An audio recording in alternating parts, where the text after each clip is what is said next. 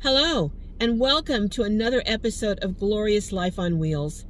I had originally planned to air a video today about the changing role of seniors in American society, but that video is now going to air on Wednesday because I had some more information that I wanted to add to it.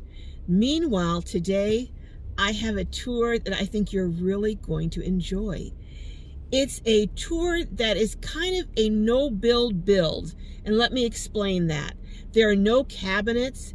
He did not drill a single hole in his van, but he has loads, and I do mean loads of storage, but he used very unique ways to gain that storage.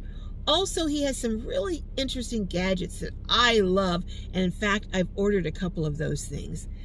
And last but not least, he has a really cool way to take a shower and keep clean. But you know what? I'm not going to tell you any more about it. You check it out for yourself and let me know in the comments what is your favorite thing about this tour. Let's get started. Well, here is Don and Donna, who have this beautiful Ford Transit that I'm going to be showing today. What was so amazing to me was that you have no cabinets, no actual build that is secured and permanent, but you have plenty of storage space. And how did you accomplish that, Don? Well, my base structure I built out of Unistrut, which is I use the steel version. You can get aluminum, but the steel is readily available at Lowe's or Home Depot. Okay. And it comes in 10-foot lengths, and you can cut it to the size you need. And I made a skeletal framework out of Unistrut, and then bolted it together, and then I just attached things to that Unistrut. Well, let's look, shall we? Because this is the most modular build I've ever seen. I'm going to go in here Sure. and then have you explain everything as we go along. Okay, this is, you can see up here, this is part of the structure that I built. I've got 3 vertical runs of Unistrut going vertical. What you don't see is there's more Unistrut that's attached to the framework of the van going horizontally. There's another run up the top going horizontal. And then I see across there you have bars across. There's bars that cross, then there's bars that run the length of the ceiling. And now once I had the basic structure built of the Unistrut, that allowed me to hang cargo netting. Now let me ask you this. How did you decide the layout for the Unistrut bars? Whatever worked. I had to just trial and error. I had this concept of building a Unistrut skeleton, and I just had to get pieces and to see what would fit. Then I'd run to the hardware store, get more pieces, see how things would fit together, and that's how this all came together. Now, do you have this bolted into holes that were already in the van? Yes. Okay, so you didn't not drill any extra holes. That's a good thing. Yeah, I did not drill any extra holes. I didn't use any of those plus nuts or rivet nuts or anything like that. Didn't use any of that. So part of your build and the design is also based on where the holes were in the van. Correct. Already. And okay. That's where the Unistrut gave you a lot of options as to how to mount it. Now, you were telling me that everything in here can come out very easily. Yes. Now, like for instance, this bed, how is this? This bed, well, I built this whole bunk. That's also the Unistrut here that I built. And this is one of the ratchet straps that holds it in place. So and how many ratchet straps hold that down? Two ratchet straps holding it down. One in the front, one in the back. I can undo 2 ratchet straps and pull that bunk out. And pull the whole bunk out. This bunk is just resting on brackets that I made. These are IKEA expandable beams for beds. And this just hooked in there, so I don't even need any tools to take that bunk out. So this is hooked into the bars also over here? The Unistrut here, yes. Okay. It just hooks into that. Now, what about this unit right here? This is kind of your storage and for your power and stuff? This is a kind of a last minute thing. It's actually a welding table from Harbor Freight, and I put a piece of plywood on it so I could use it as a workbench while I was building the van. Okay. And then after I had all this structure built for the van, then I needed something for a kitchen cabinet. And instead of building one, I just threw the table in and bolted it to the Unistrut that's on the wall. So this is just... That's held in by 2 bolts on the Unistrut. And it's very strong. It's got a steel plate here. Oh yeah, it's very solid. And And then this over here, your microwave is connected to the Unistrut. Yeah, correct. Here's two. You can see here I got the Unistrut attached to the wall, and that's holding the microwave in place. And again, that's bolted into holes that are already in the van. Correct. Oh my goodness. And then, now, you were telling me that you had this a different configuration at one point. Correct. I had two parallel bunks. Originally, I built it with two parallel bunks, but I needed to go. I was going to go on a bicycle ride and a bike tour that was a week long, and I wanted more space. So I pulled that bunk out and built the one to go across the van so that my wife sleeps here. She can sleep across the van. I'm 6'4", so I got to sleep lengthwise. I don't have the room to sleep across the van. We had 3 bicycles in here, one of them a tandem. So you were able to have 2 people sleep plus the room for your bikes. Yes. So, plus room for our gear because we still had the overhead storage. And I want to talk about that, your overhead storage. So you've got these cargo nets. So I want to get the name of this for people who are interested in these. I don't know how to say it, but it's anyhow. It's on Amazon. Here's the name of them. You can Amazon cargo van or minivan cargo nets, and you can scroll down and come up with this. Now these typically would go across the ceiling from front to back in a minivan. Correct. But here you have them hold, again, you're using the strut. It's against the strut. It's against the strut, Unistrut. Okay. And again, holding it back there. So building all this. And that way I can expand this out, or you can, again, fingers, clip, 2 clips on the back, and you pull the net out. The other thing I see is that you have all of these hooks up here. I like hooks. Yes, I do too. And these are strong hooks. These are just those are sturdy. Ace Hardware, and it's a special nut that goes with the Unistrut. You can buy it at the same time you use the Unistrut, and you can just bolt it in there. And then you can put these hooks anywhere along the strut you want. Well, I'm going to have Donna come over and share and show some storage that she came up with that I think is brilliant. So we're going to let her come in and do that part. So you have come up with an idea that would really work for any vehicle anyone is in as far as storage. Can you show that to us? Yeah, so when we started our van life, we would often have things all over the place stacked to try to keep it organized. But you make a left turn, go wide, and then everything topples over. So I started taking just simple pieces of fabric, and I know it looks like a cushion. Yeah, it does. That's part of the idea, that it would be decorative in a way and presentable, but still organized. This one has several blankets, and some of these might have clothes. It also gives me an opportunity to organize by segregating things. Explain how that works. Well, you might have a cushion looking thing that is for winter gear. You might have another one that's for summer wear. I'm not going to need summer clothes in the winter, and I'm not going to need winter blankets in the summer. So how you did that, you were explaining, is you have it by certain colors. So certain color pillows might be one season. Correct. And a different color pillow is another season. That's Right. That's truly organization. Well, and it makes it easier. I'm not digging through things all the time. I know all the blue stuff is going to be winter, and I'm not going to bother looking at another one. It's not going to turn out that what I'm looking for is in the last place I look for it. So you don't have to go through 4 pillows to find what you're... That is so brilliant. Well, I don't know if it's brilliant, but it's worked for us. And it adds to the comfort because it's very cushy. It doesn't look like a mishmash of boxes and things. It's soft. If you're dealing with clothing or blankets, it's easy. They're washable, so it's easy to just stick in the washing machine. The fabric came from Walmart, and pieces of fabric and a zipper, and it was done. You're done. And one other thing I wanted you to show is these storage things that you got from, storage bags that you got from Target. These are bags that were in the travel section from Target. Can you pull one out just to see? This one came with a partition. John's got his socks in here. He's got underwear in another, and t-shirts in a third. So it's got 3 different sections in one hanging bag.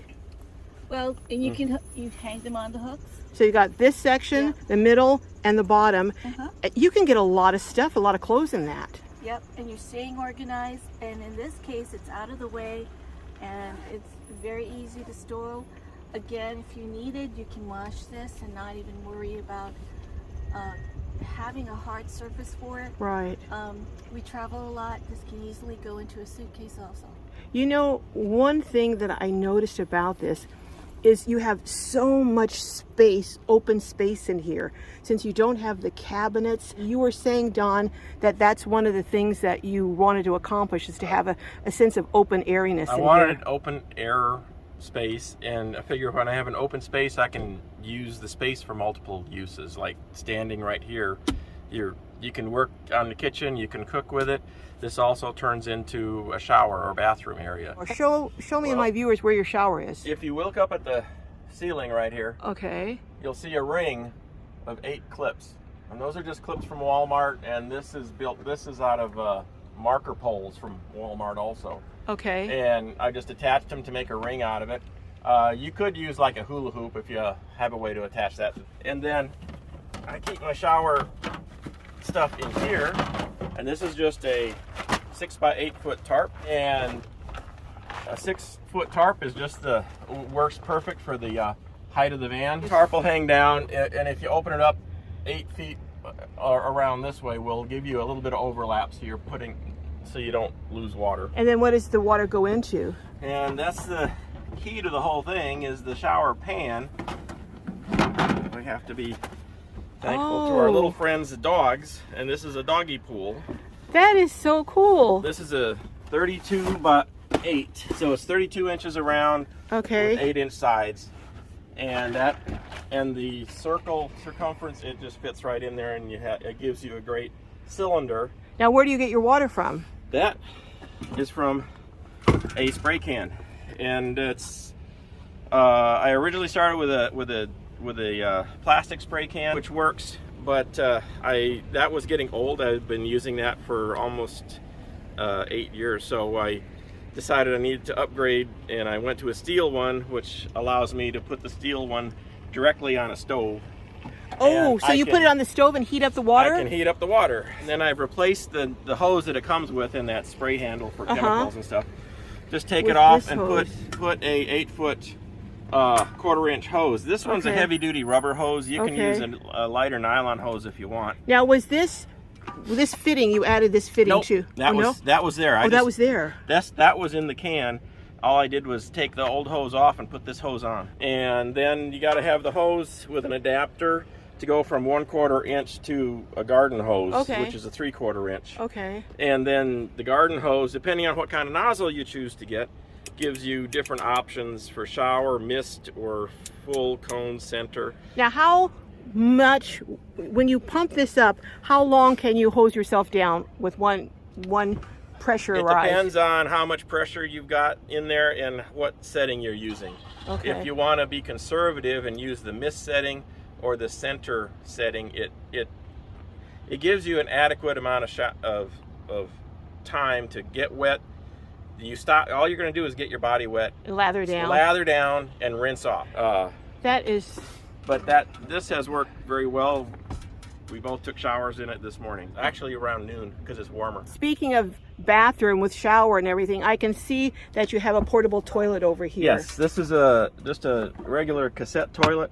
This is a small one. It holds about 2.5 gallons of water and a 2.5 gallon black water tank. Now, I see how you keep clean, use the bathroom. About temperature control, how do you keep warm in here at night? Because it can get pretty cool in the evenings here in the desert. And for that, if I was plugged into shore power, I've got a little electric space heater that you can get at Walmart or anything like that. Okay. If I'm boondocking and not able to have the shore power, I came across this little butane heater. Oh, let me see this. That is this is called Nature Hike. Nature Hike. And how does this work? It runs off normal butane canisters that you use for your stove. Put the notch on the upside. It's held in by a magnet. And is it an instant heat? You don't have to do a match or anything? Nope, that's it. It's on. Oh yeah, that's warm. It works very well. I've got a carbon monoxide detector just in case. Anytime you're burning inside a closed space, you need that. But, so far I haven't had a problem with this. And it also doubles, since it does have a flat surface on top.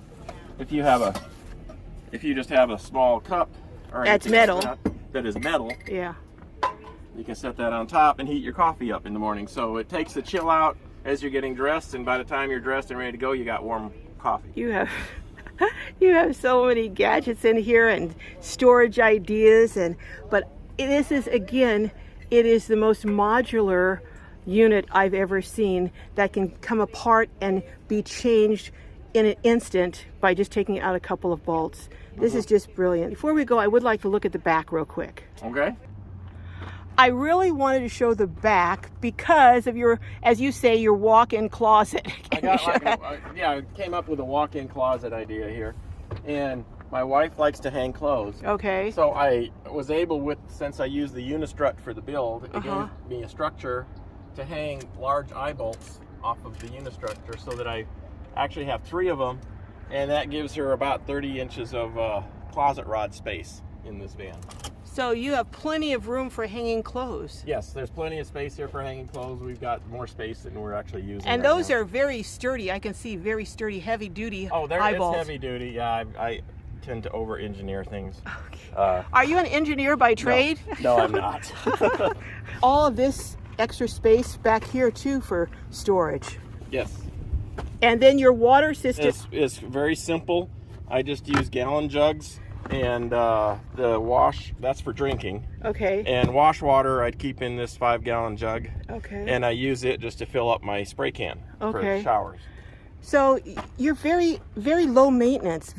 Not a lot of things to go wrong. Correct. That's the way I like it. So no electrical to go wrong. No electrical to go wrong. I do have some heating pads here in case I'm camping in below 30 degrees. Okay. And I don't want my water back here in the rear to freeze. Oh, so you have a heating pad. I have heating pads underneath my water. Now, what kind of heating pads are those? They're actually designed for